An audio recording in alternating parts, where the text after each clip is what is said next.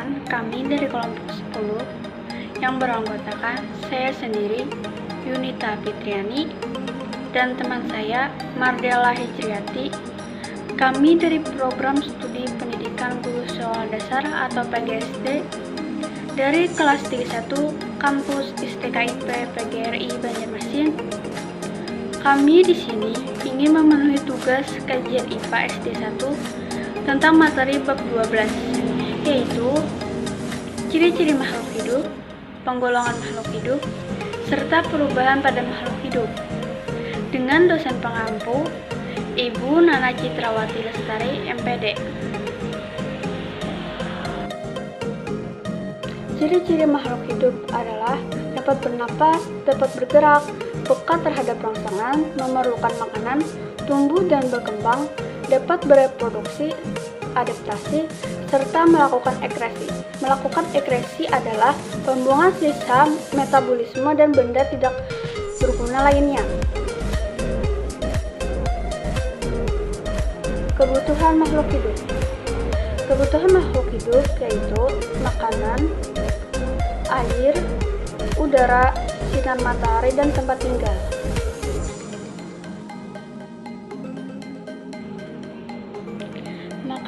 Makanan merupakan kebutuhan umum bagi makhluk hidup. Tanpa makanan, makhluk hidup tidak dapat melangsungkan kehidupannya. Air. Kebutuhan umum makhluk hidup lainnya adalah air. Air adalah sumber kehidupan. Tanpa air, makhluk hidup akan mati. Udara. Udara yang berkualitas juga dibutuhkan oleh makhluk hidup. Hal itu dikarenakan udara akan membantu dalam sistem pernapasan manusia. Sinar matahari. Makhluk hidup membutuhkan sinar matahari. Cahaya matahari dibutuhkan manusia untuk menghangatkan tubuhnya, menerangi lingkungannya, dan mengeringkan berbagai benda. Tumbuhan membutuhkan cahaya matahari untuk melakukan proses fotosintesis. Tempat tinggal. Makhluk hidup juga membutuhkan tempat tinggal. Tanpa tempat tinggal, makhluk hidup merasa tidak aman dan tidak nyaman.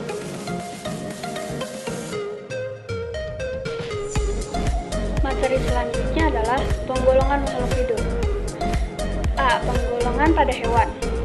Penggolongan hewan berdasarkan tempat hidupnya. Hewan yang hidup di darat, contohnya ayam, sapi, dan kuda, dan lain-lain. Hewan yang hidup di air, contohnya lumba-lumba, kura-kura, paus, dan lain-lain. Hewan yang hidup di darat dan di air, contohnya katak,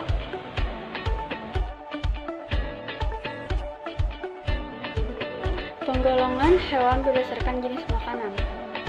Hewan pemakan tumbuhan atau herbivora, contohnya sapi, kambing, domba, dan lain-lain. Hewan pemakan segala atau omnivora, contohnya beruang, musang, tikus, dan lain-lain.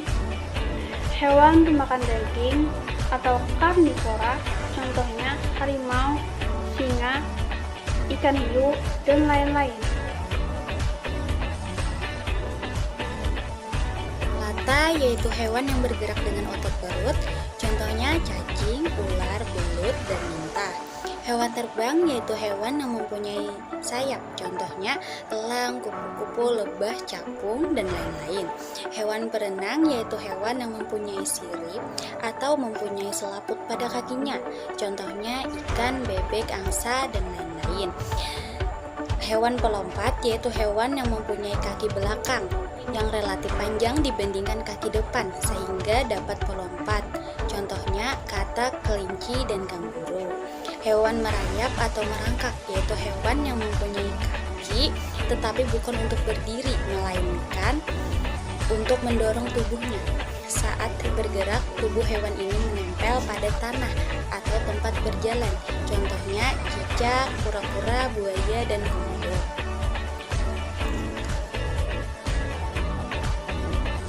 Penggolongan hewan berdasarkan jumlah kaki. Hewan berkaki dua contohnya ayam, bebek, angsa, dan lain-lain. Hewan berkaki 4 contohnya harimau, singa, sapi, dan lain-lain. Hewan berkaki 6 contohnya jangkrik, belalang, kumbang, dan lain-lain. Hewan berkaki 8 contohnya kepiting dan laba-laba. Hewan berkaki banyak contohnya kelabang. Kemudian penggolongan hewan berdasarkan penutup tubuhnya. Hewan bersisik contohnya ikan, buaya, ular, dan lain-lain.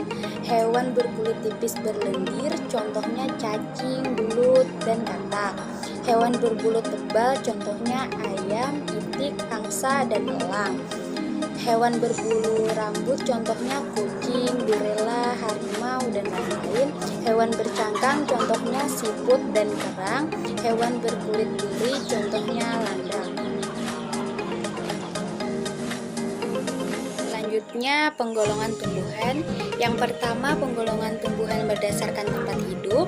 Tumbuhan yang hidup di darat contohnya jambu, mangga, rambutan, dan lain-lain. Tumbuhan yang hidup di air contohnya kangkung, eceng gondok, dan teratai. Tumbuhan yang hidup menempel di tumbuhan lain contohnya anggrek dan benalu. Yang kedua penggolongan tumbuhan berdasarkan kepiting biji. Biji tumbuhan berkepiting 1 monokotel contohnya jagung, padi, semangka, dan pepaya. Ketiga yaitu penggolongan tumbuhan berdasarkan bentuk batang. Tumbuhan berbatang bulat contohnya tebu, singkong, bambu, dan lain-lain. Tumbuhan berbatang persegi contohnya ubi jalar dan semangka. Tumbuhan berbatang berduri contohnya kaktus, mawar, dan pohon cangkring. Tumbuhan berbatang kayu meliputi tumbuhan jenis pohon contohnya jati, albasia, rasamala, dan lain-lain.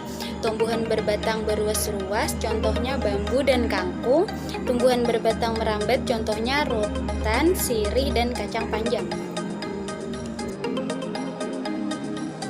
Yaitu ada penggolongan tumbuhan berdasarkan bentuk daun.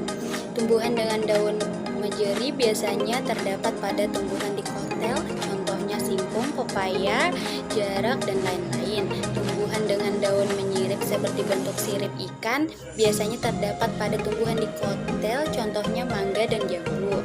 Tumbuhan dengan daun sejajar biasanya terdapat pada tumbuhan monokotel, contohnya padi dan jagung. Tumbuhan dengan daun bertulang melengkung biasanya terdapat pada tumbuhan monokotel, contohnya sirih, bayam, daun genjer, dan lain-lain. Perubahan pada makhluk hidup.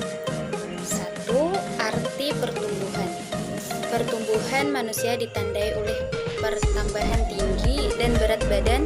Perkembangan manusia ditandai dengan perubahan kepintaran menjadi sosok yang dewasa. Kemudian ada pertumbuhan pada tumbuhan. Sebagian besar tumbuhan tumbuh dari biji. Biji yang ditanam akan tumbuh menjadi kecambah. Lama-kelamaan akan menjadi lebih besar. Selain itu akan tumbuh batang dan tinggi dan besar. Pucuk-pucuk ranting akan tumbuh, daun juga tumbuh menjadi rimbun. Setelah dewasa akan muncul bunga, kemudian menjadi buah. Buah pun siap menghasilkan biji. Demikian presentasi dari kami. Mohon maaf apabila ada kesalahan pengucapan ataupun penulisan. Terima kasih. Wassalamualaikum warahmatullahi wabarakatuh.